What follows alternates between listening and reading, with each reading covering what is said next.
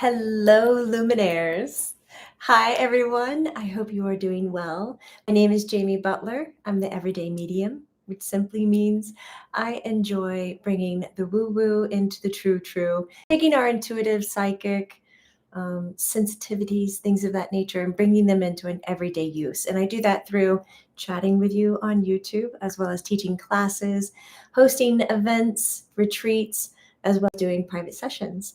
And if you want to know more about me, you can head to my website at jamiebutlermedium.com or check down below. I have some links to some classes, which I'll share a little bit about what we're up to. But we're here today because I want to talk about, for those of you who are sensitive, meaning a highly sensitive person, intuitive, psychic, whatever terms you want to put on it, but you're feeling energy in a very deep way, and that you might have some conflicts between your emotions and your thoughts.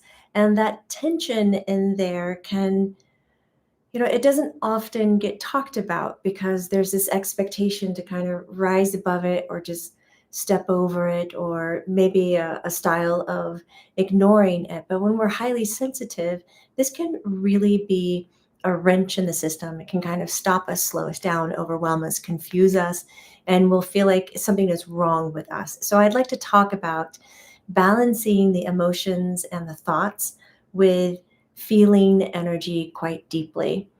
So it's like getting all on the same page. So if you would like to learn more with me, please join me for my classes, my workshops. You can join me in Sedona, which is our next retreat.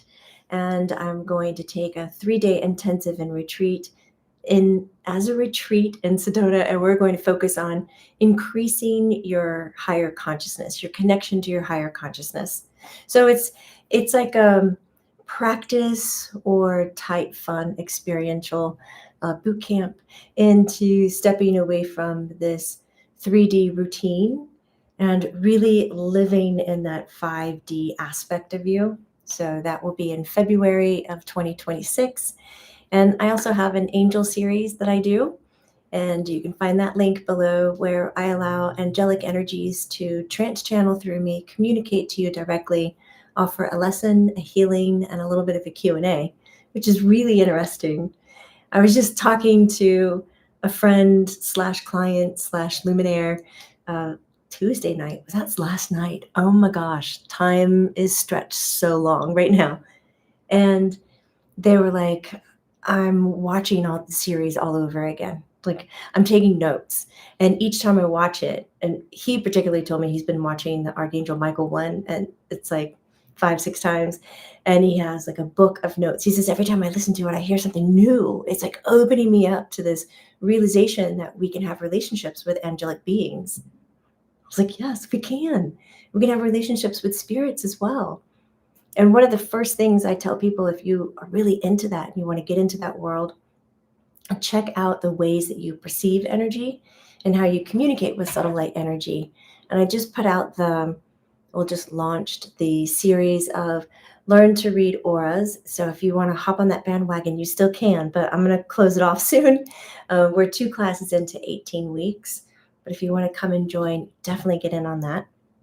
I also offer healing sessions, and I do a 21-day consecutive healing with Reiki.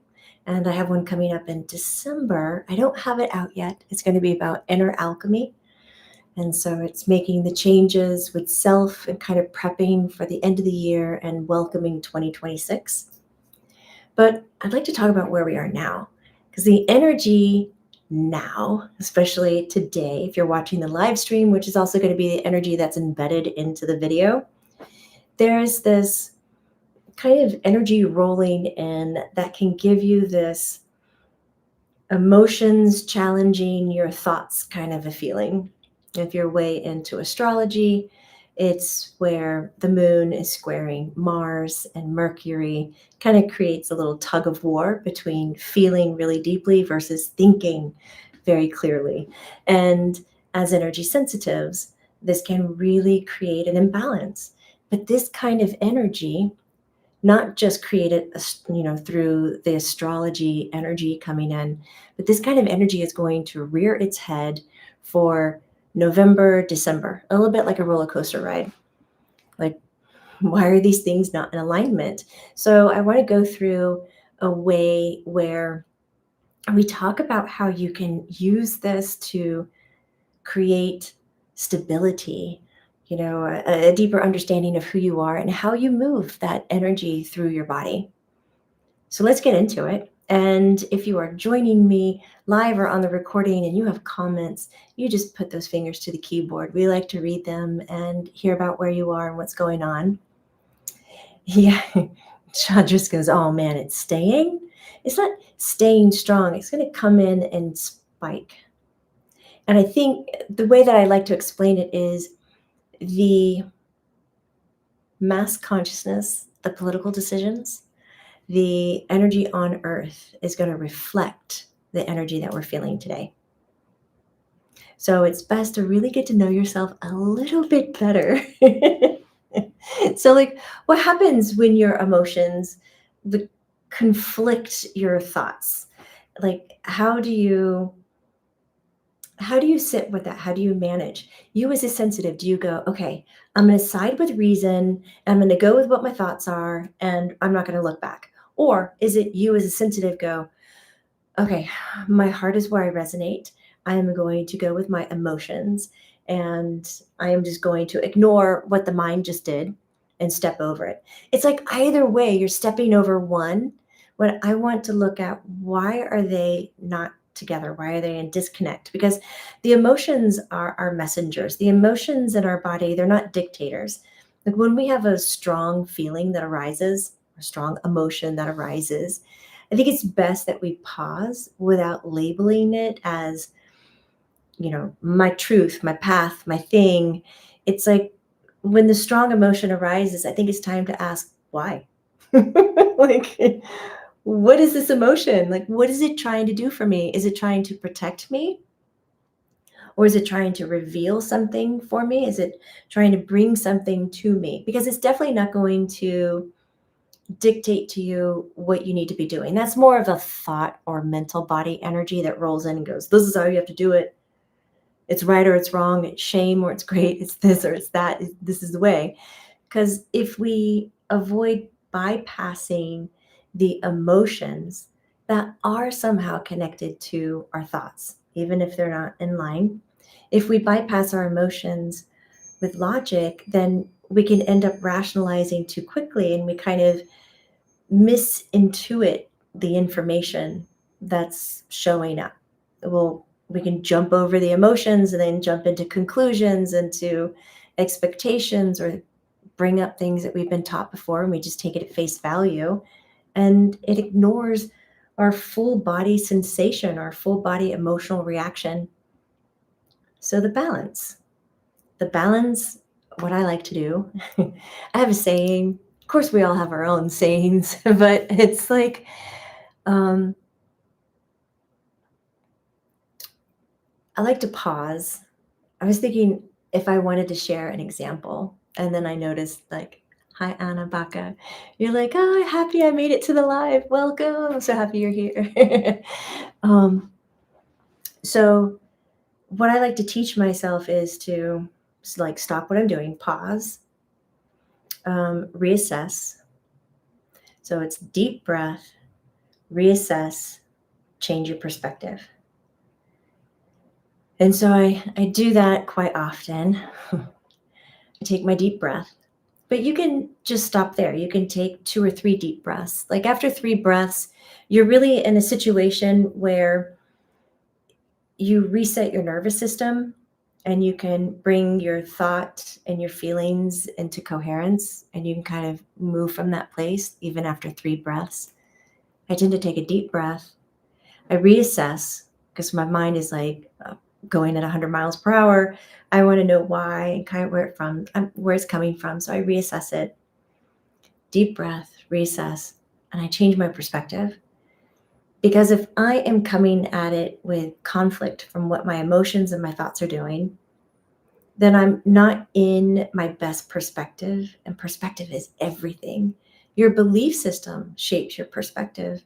So if I come at it from a different perspective, I'm going to then be able to acknowledge, What was my core belief system that I was sitting in that was creating a conflict? Because when you're in a conflict, you're in an opportunity for growth.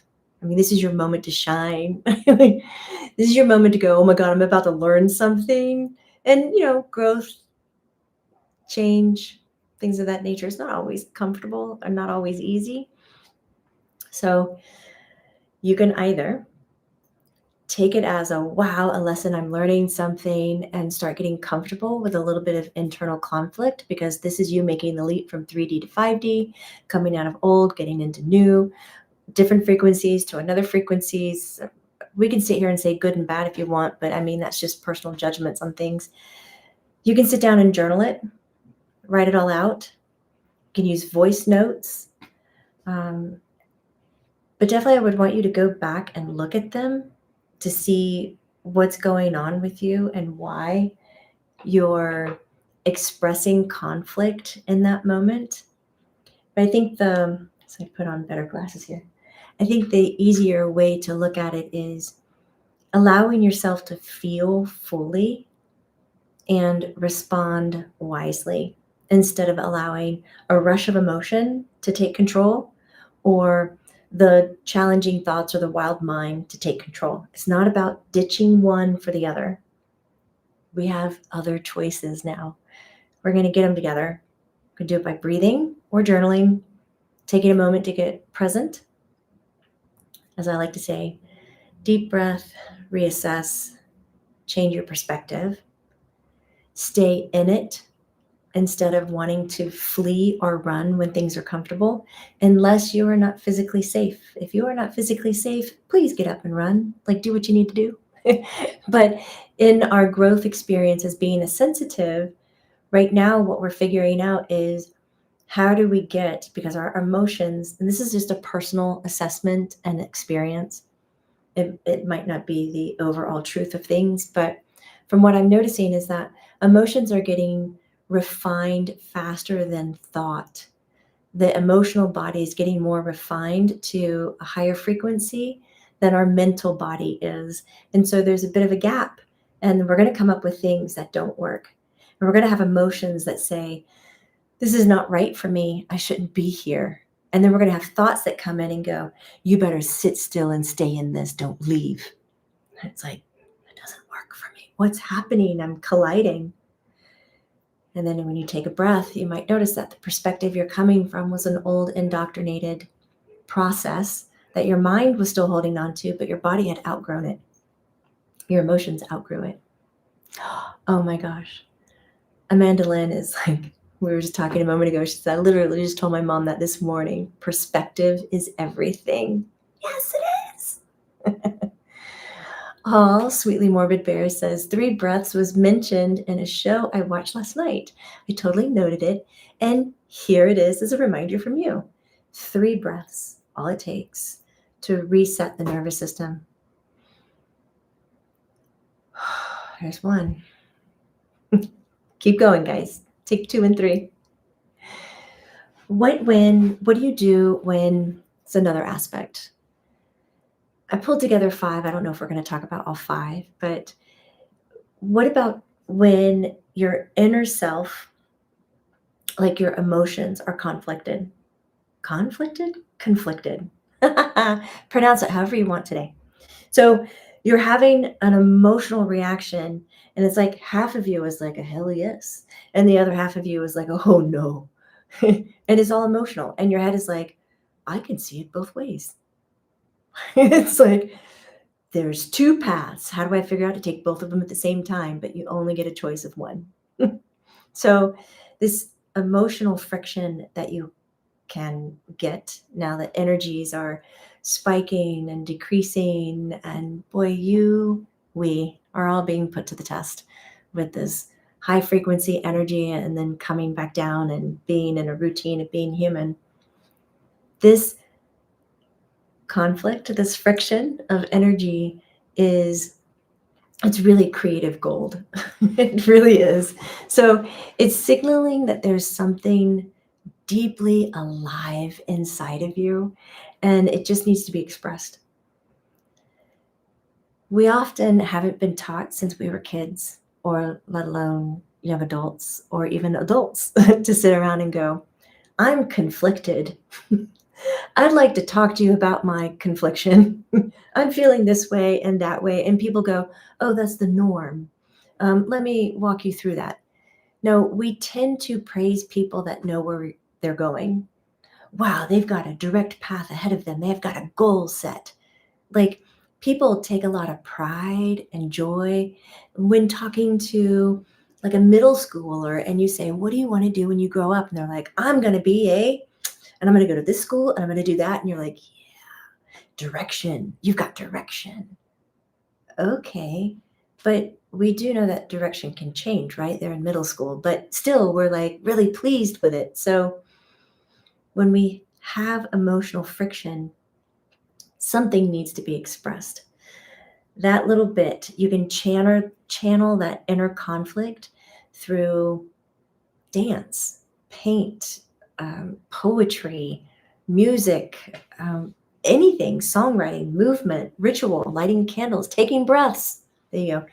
Here's your reminder to take 3 breaths. What's happening is the body will metabolize what the mind can't. The mind is going, I can do these things. I just can't see one direct thing. And you have to make a choice. And you feel just divided. And you can't make a choice. And you get paralyzed from it. The body is metabolizing it and taking it in. And we don't want it to stay in there. We want to, as all of our dear friends, Miss Swift says, you have to shake it off. And actually, that is like one of the things that I would say to you when you get emotions that go against each other. Like, get outside and jump up and down. Shake your body. Just shake it. Like, literally put your body into some fit of movement. That probably looks so beautiful right there in the camera. But you can ask yourself, like, how can this conflict or this friction become a thing of use or meaning, a thing of beauty?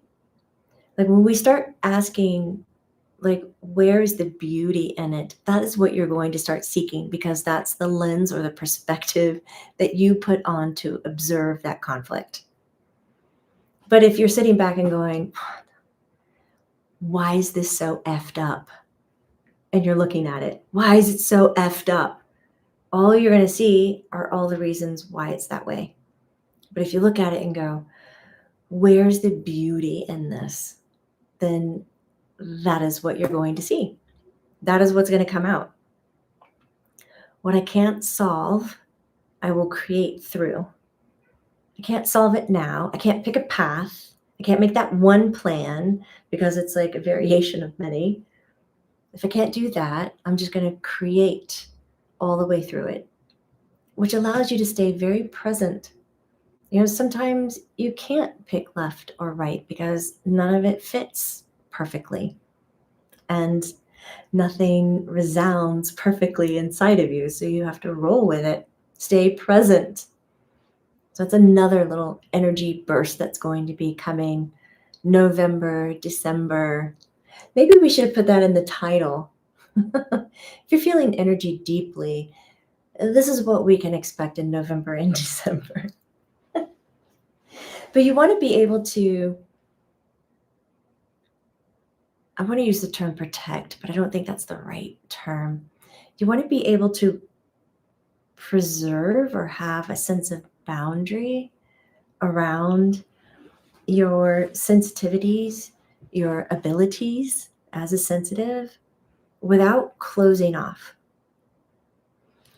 We just did a healing for our YouTube members, and it was based on receiving affection, because as energy sensitives, we sometimes put more effort into preserving ourselves and protecting ourselves than we do saying yes. Yes, that is for me. Yes, I would like that. Because things can be so overwhelming, get so overwhelming quickly that it's easier to preserve and protect than get involved. So here we are with this one, like protecting your sensitivity, but not shutting it off or closing it off. I don't want any of you shut down.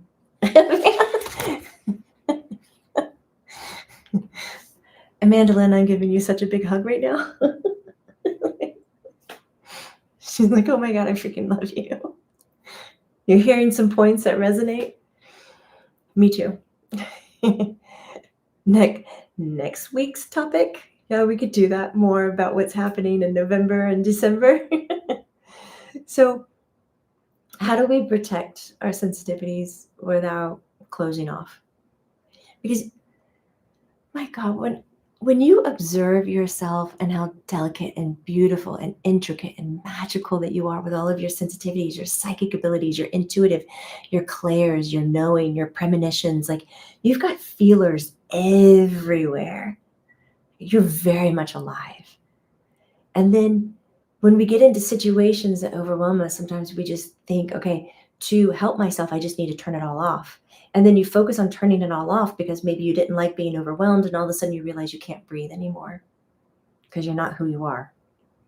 Because you thrive off of being sensitive. That is really how you get all of your information, from your environment and from actions and sounds and smells and everything. It's like saying, wow, being human was really hard today. I'm going to turn off my 5 senses, but I'm still going to be human. So good luck with that. So here we go. We have to remind ourselves that sensitivity is absolutely a strength. It's a powerhouse move, but it's a strength when you know what energy is yours and what energy is not yours. So we have to get very strong in the skill of identifying, oh, this frequency, this feeling, this emotion that I'm having, this download, this everything, that's mine. When you can separate the mind to yours, and it's so subtle because you're so sensitive that you can feel somebody else's journey and you might mistakenly say it's yours. That's how real it is. It's wild. So you have to practice creating a baseline check-in. Who are you? Where are you? And I like to do it every morning. And as a reminder to do that every morning, I put tape around my toothbrush. With tape, I make a little tag, because when you go grab your toothbrush, it's annoying. And you're like, what? Oh, I remember now. I remember that I'm supposed to do a little check-in with myself. This is who I am. This is where I'm coming from. What's mine is mine. What's yours is yours. And you can create a statement for the day. Like, this is how I'm going to use my energy for the day. You see my magical toothbrush? I don't know why I'm not going to set it down right now. I'm going to talk with it.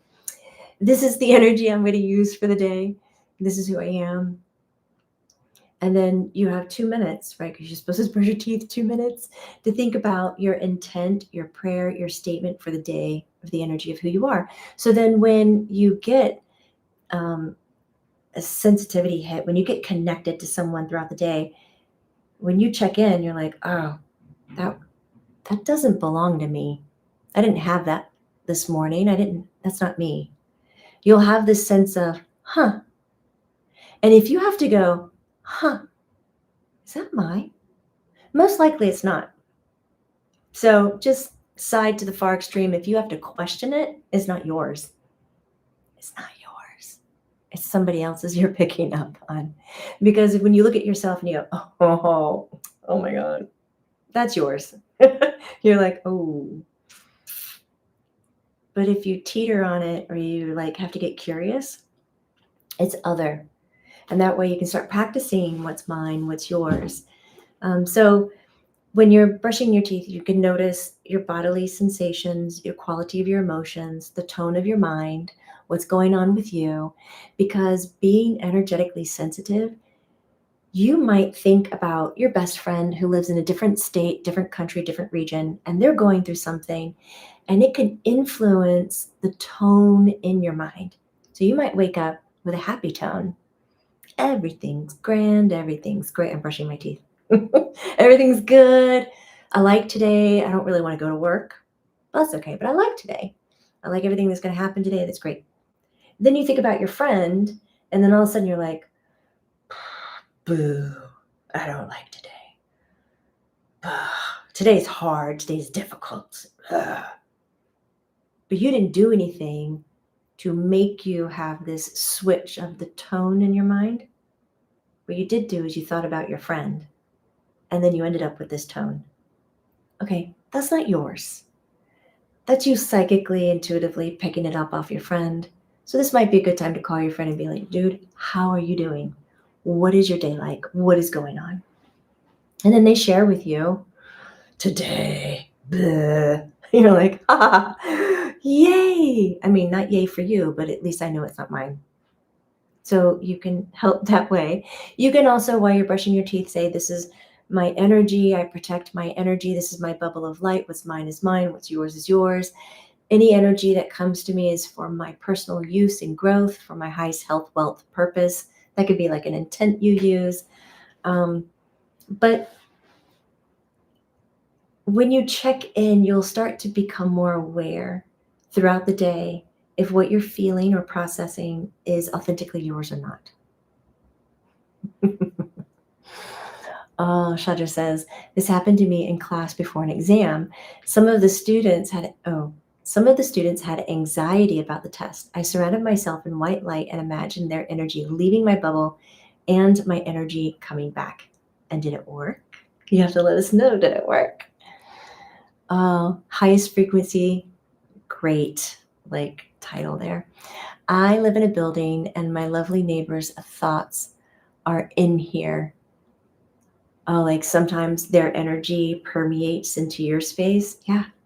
And you've got to set the boundaries. Shadres says, I did, it worked. Oops. I just kicked my cat who was sleeping underneath my chair. Hold on. Oh my God, he's still like hardcore sleep. Yes. I am so happy it worked for you. So a phrase here that I like to connect to is my energy, mine responsibility, mine, yours. There's an old SNL skit, acting, not acting, acting. Acting is outwardly, internal universe, not acting, reality. And so you might also just put out your hands if you're having a hard time figuring out if the energy is yours or not, and just feel what it's like to lean outward or what it's like to hold inward. And that alone could give you the hit that you're looking for, that it is not yours and that it belongs to somebody else.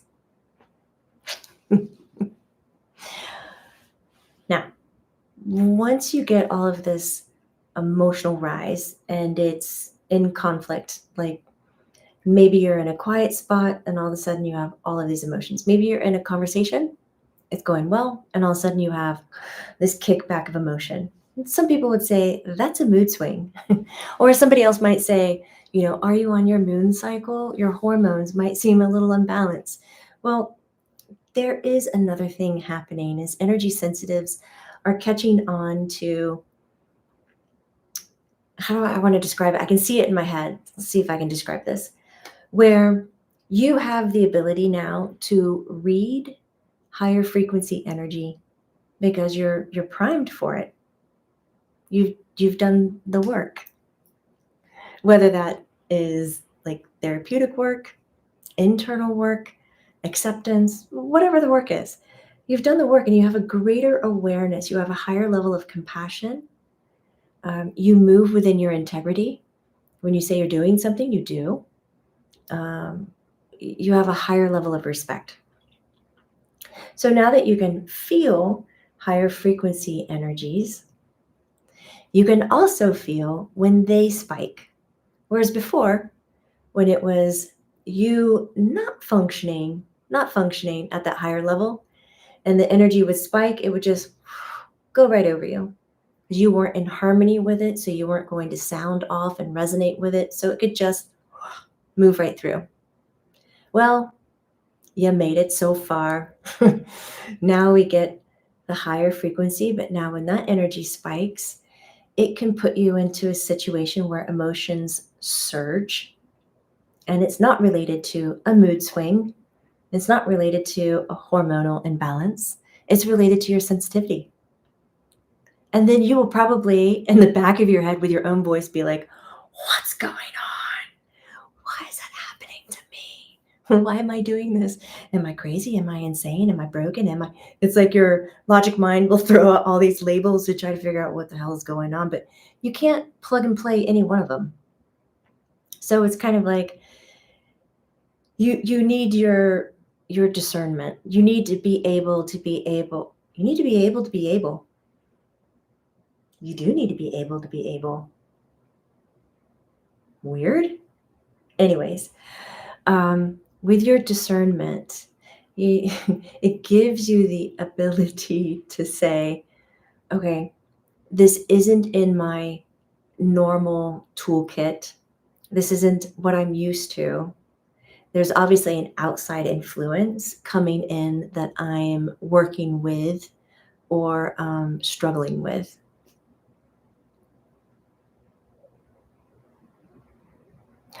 Oh my gosh. I was just reading what Gregor wrote. As an art expression, I like to draw matchstick man, and then I draw colors around the figure. This represents my aura or my energy field with, so I can work with on via art and drawing. Field with I can work on, which, oh my God, Gregor, you did correct yourself, which I can work on via art and drawing. That's so wonderful. I like that. High frequency says the energy, that spike in energy is always stuck in the solar plexus. I guess the only thing to do is to integrate it. That is why, yes, that is why we're here. We want to integrate this. We want to normalize this. We want to let you know that some of the old labels that we're used to saying, like mood swings or other past experiences that you're used to having that you could categorize, label, and organize, it's not going to be there for you anymore.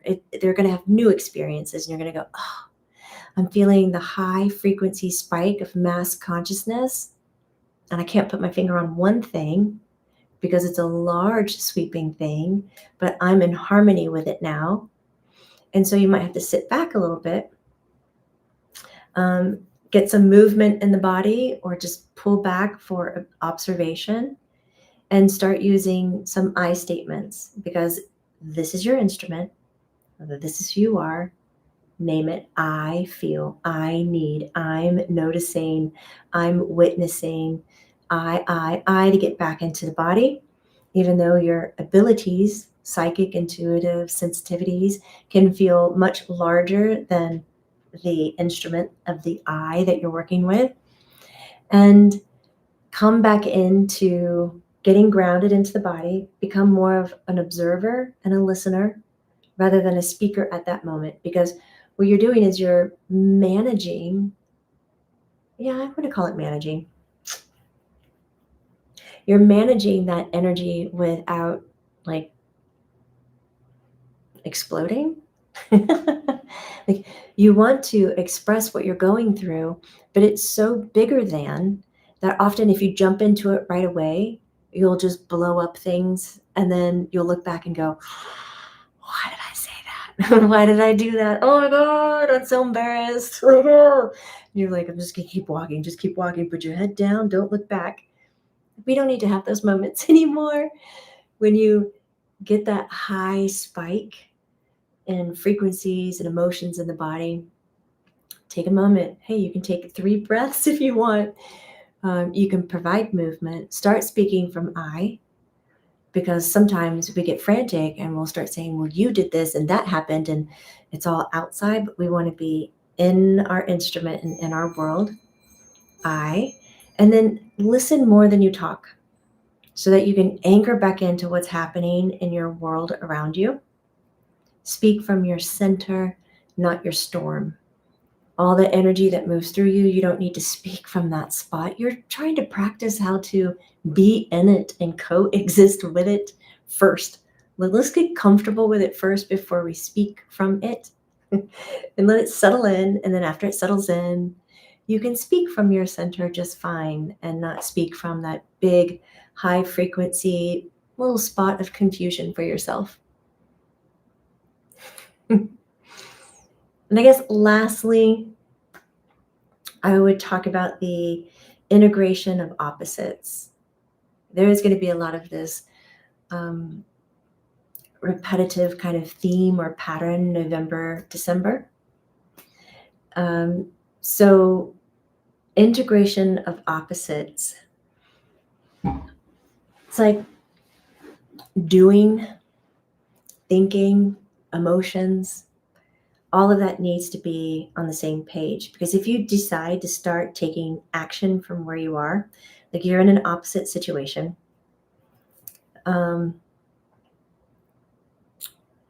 you want one thing, the world around you wants a different one, whether that's in friendship, family, relationship, business, whatever it is.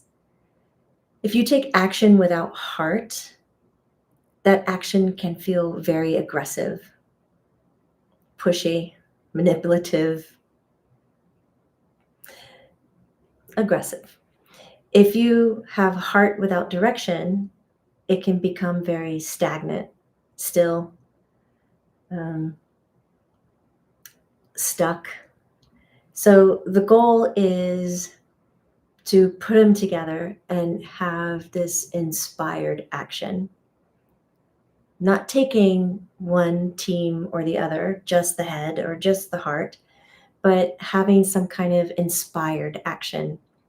And I'll say that at first, it might not be an action that you would say you're 100% in alignment with, but it would be an action that had the appropriate amount, whatever that is per your situation, appropriate amount of concessions where the group came together or the two came together, like meeting in the middle. So you sacrifice something that you could so that this could come closer to work, and the other party or parties sacrifice something that they could to bring it together. So there's an overall theme you want to get to. It's not about maintaining opposites all the time. There are really great moments in life where we can find joy in celebrating the differences, and it's not necessarily opposites, but celebrating the differences of, and that tends to work just fine. So this is where you integrate your opposite. So if it was inside of you, it would be your shadow, your light, your likes, your dislikes, your own desires without shame, your own power without domination, because those things have opposite pools to them. And to help smooth them out so you can have them together, you can, do you want me to say it? You can breathe 3 times. You can do breath, but you can, if you're a ritual person, and some people absolutely love rituals. Some people are just like, oh, nope, I'm just going to do what I do and move about my day. Every path is correct. So celebrating you, not a problem. There's an example, celebrating differences, but they're not opposites. So if you like a ritual, you can use a daily ritual to honor both energies. For example, you can add breath of fire, which is a Kundalini breath work. You can follow that with heart coherence meditation. There's wonderful apps found online. You can get online and you can go through meditations. You can explore concepts like sacred assertiveness, where you're acting decisively while maintaining compassion. You can learn compassionate communication, which is a great balance of integrating opposites when you get into conflict and conflict resolution.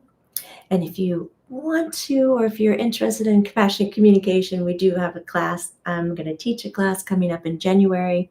I know that sounds far away, but it's not going to be far away at all. And so if you want to join me, please do. I find it so useful, not just for talking to self and talking to other people, obviously, but talking to spirit.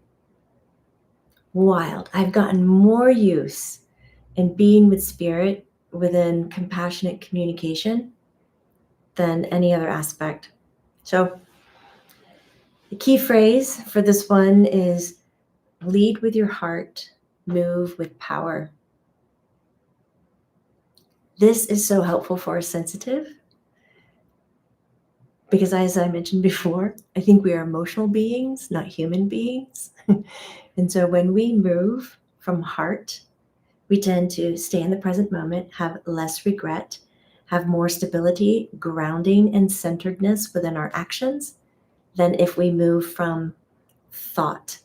Thought is fleeting and very quick, and it's hard to anchor sometimes. So if you move through heart or lead with heart and move with power. There's our compassionate communication link. Yay!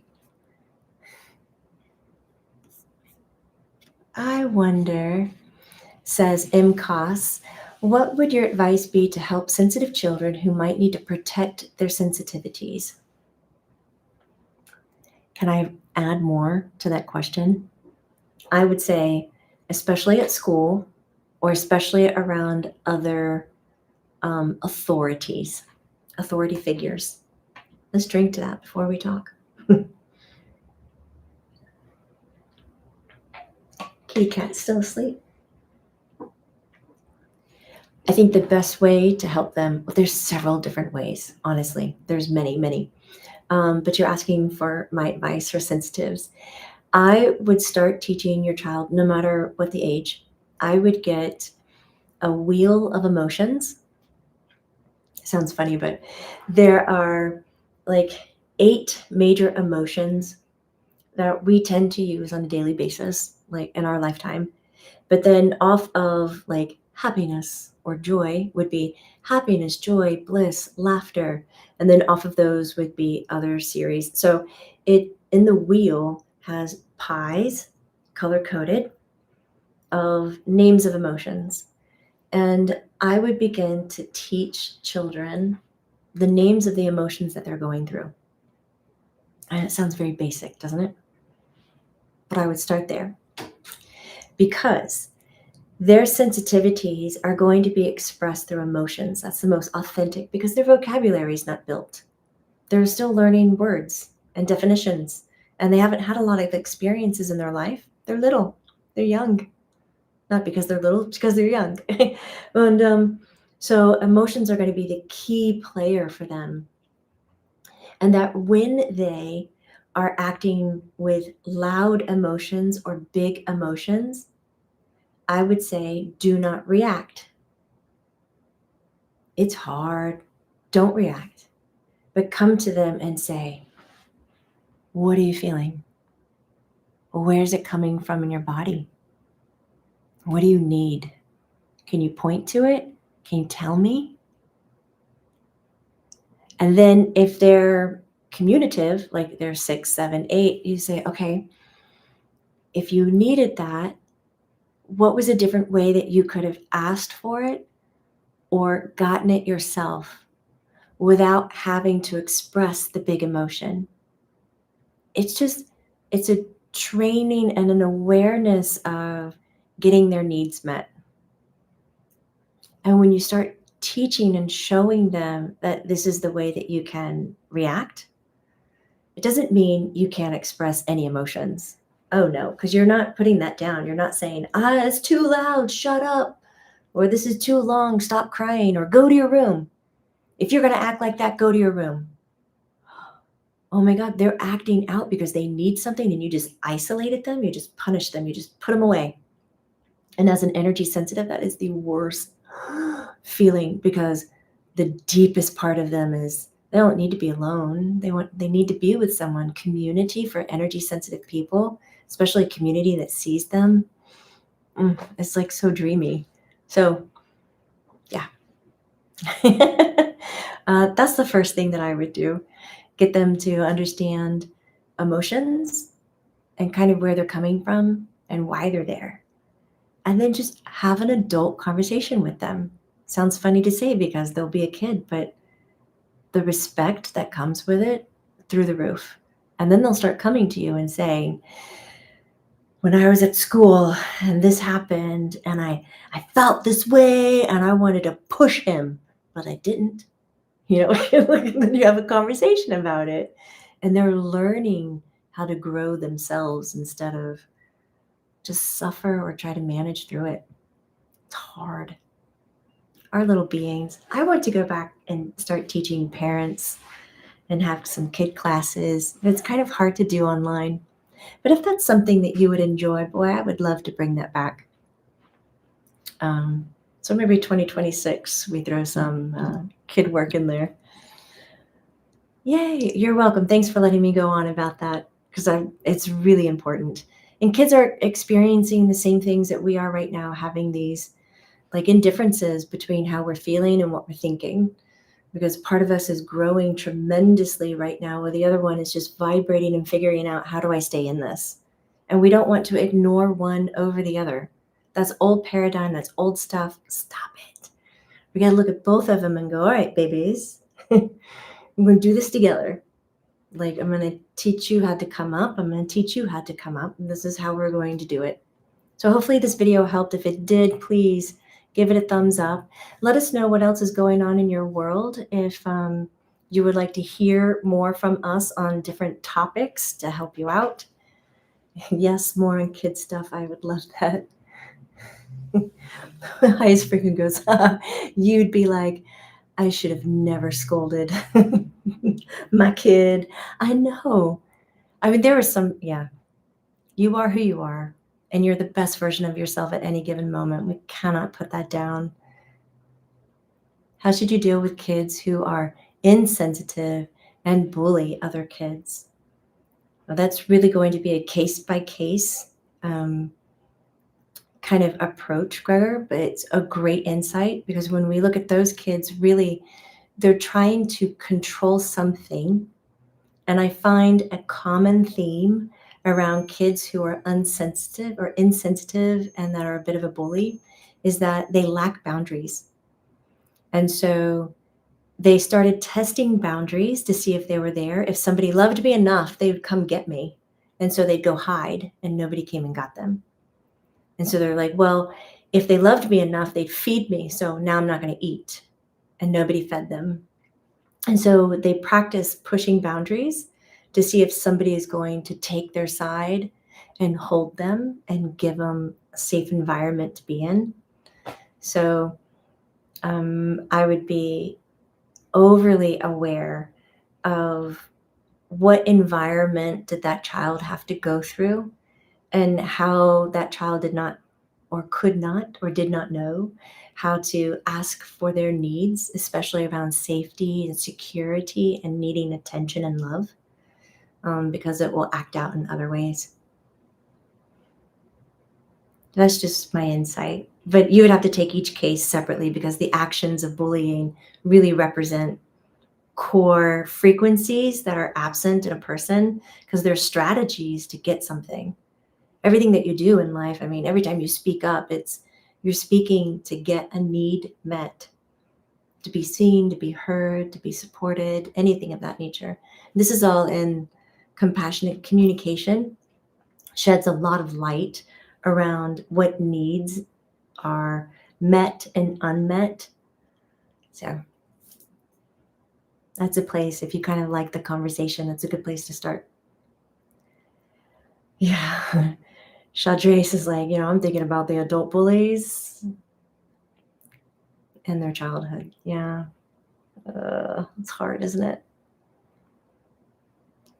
Amanda Lynn says, my grandson will be 3 on the 20th, and we're teaching him his feelings.